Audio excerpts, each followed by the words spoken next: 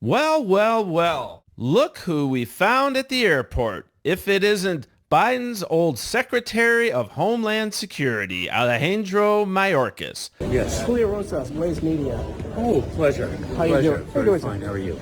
I just wanted to ask you how it feels to see Not right now. that the Thank you, United States has a secure border now that President Trump is in office, as opposed to when you were Secretary of Homeland Security. It appears once Mayorkas realized this guy was from the Blaze, he was like, all right, I'm not talking to this guy, and is trying to hurry out of there. Border crossings are down 95%. Do you regret allowing Tren de Aragua to gain a foothold in the United States, sir? Unintended baggage. I mean, it was a big issue, sir. It's one of the reasons why President Trump won re-election. Do you have anything to say about it?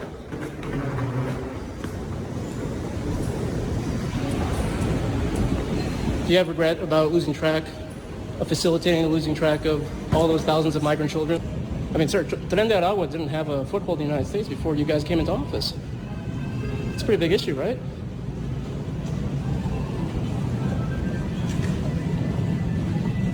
So you're fine with how you guys handled the border? Well, I hope he's not fine with how he handled the border because he did a horrendous job. My name is Gracia Martinez Rosas. I am an immigrant. I am undocumented, unafraid, queer, and unashamed. Why would you go up there and say that? Why would you do that? The White House responded? Oh, no. Oh, no. So the White House responded to this and they said, hi, Gracia, we have an app for that. We suggest you check out the new CBP Home app to self-deport. Man, if she is not supposed to be here, they need to deport her. Yeah, speed running to deportation. Like, they definitely should do that because that's what the people that voted for them want them to do. Yeah, they have to go back. Yeah, especially, yes. You can't have people going around bragging about this shit. Of course not. These are USA workers. Hi, I was a worker at HHS. I was fired illegally on February 14th. There are many people who are not getting social service programs, especially people with disabilities. Are you going to do anything to stop what's happening? You probably deserved it. I deserved it? You probably deserved it. I deserved it. Dude, that's Wow. so sad. Yeah, that's great to hear. Why did I deserve it? Because you seem like a clown. Are we seriously going to say we can't touch China's 67% if we want to stay pure? That the American worker has to go down with the ideological ship so we can keep saying tariffs are bad? Trump answered this question in the most Trump way possible. Publicly, bluntly, and with a giant chart in the Rose Garden. He made it visual. The imbalance wasn't a stat, it was a threat. What's the strategy for trade leverage without tariffs?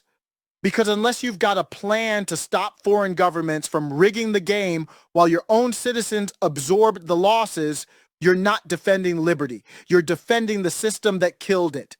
But you see right there, he's created a device called the retard finder. That's right. And he took it out in the field to test it out at you see that, Fire Elon protest. Where is this? This has got to be Hollywood. So let's watch this guy troll them in a wonderful way. Don't touch people. Come on. Keep your hands to yourself. Keep your hands. Why do you always go to violence and keying Teslas and throwing Molotov cocktails? Why do you always have to get violent? Peaceful protest. Peaceful protests. Peaceful protests. Why is it that the American corporate world is turning on Bobby Kennedy with such ferocity? Well, probably because of the old objectives that they have always had. Big food and big pharma will be threatened by these movements in American health. The American Heart Association, for example, accepts money from companies like Coca-Cola and Kellogg's. The American Heart Association has sent an employee to Texas to fight a bill that would stop food stamps being spent on sugary, salty foods. Why should your power be impeded and impaired so that big food can benefit from you being sick, so that big pharma can jump on the next engineered pandemic in order to sell their next product? That's why my little heart pumping good and strong, baby. That's why my children are looking healthy and fly right now, because You don't get that shit in my arm for free, let me tell you. If them vaccine companies had really wanted me to take their product, what they should have done is hid it somewhere in my house and told me under no circumstances to touch that. Because that's the way you get a drug in my body, baby, by making it banned. But I'm 22 and a half years, clean and free from all drugs now. Austin Metcalf, honor student, MVP football player, future college athlete, bled out on a field in Frisco, Texas on April 2nd, 2025.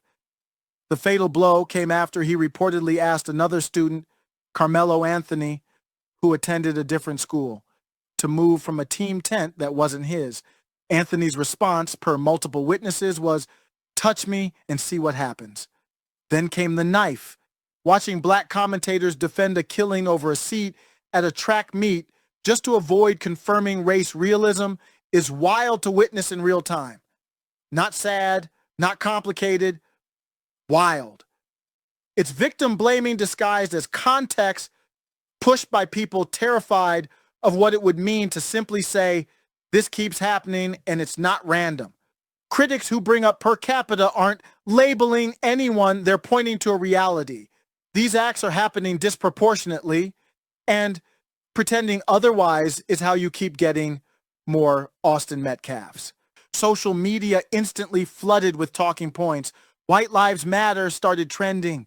Conservative voices sounded alarms about media silence, and in response, defensiveness, denial, a rush to dismiss anyone who noticed as being divisive. What is the national takeaway?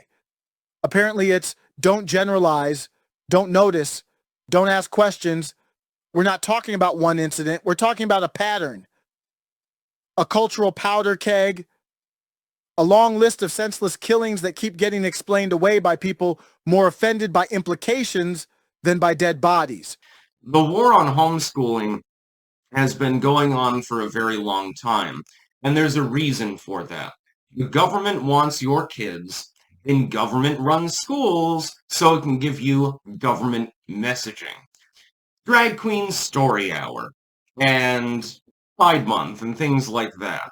That's the only thing that I can possibly think of. I can't think of any other reason why they would be doing this. We don't have to pay to send the school bus out. We don't have to pay to put them in class. We don't have to pay for their cafeteria lunch or anything like that. Why on earth, then, would the school system or the state government be against this basic proposal?